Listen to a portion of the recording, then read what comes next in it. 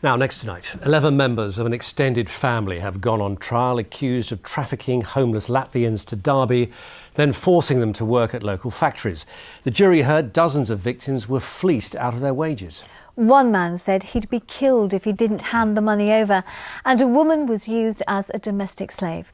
Well, our social affairs correspondent Jeremy Ball is following the case at Nottingham Crown Court for us. Jeremy, good evening. So who exactly is in the dock then?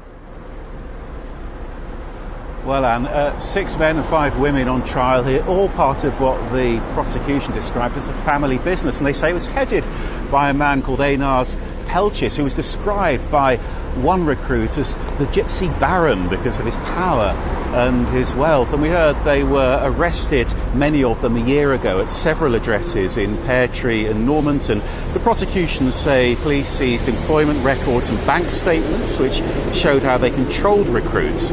One of them was earning just £5 for a week of 12-hour shifts, they say, and some men had to sleep on a kitchen floor or share a sofa at night. And we heard that while these recruits were hard at work, their bank accounts were being milked because some of the defendants had control of their bank cards, and we heard that some of their money was being spent on flights. Why did these people agree to come here in the first place then? Well, the prosecution say they were targeted because they were vulnerable. Some of them were homeless, some of them were out of work, and of course the offer of a job over here was an offer they simply couldn't refuse. And we heard that they were flown over here from Latvia.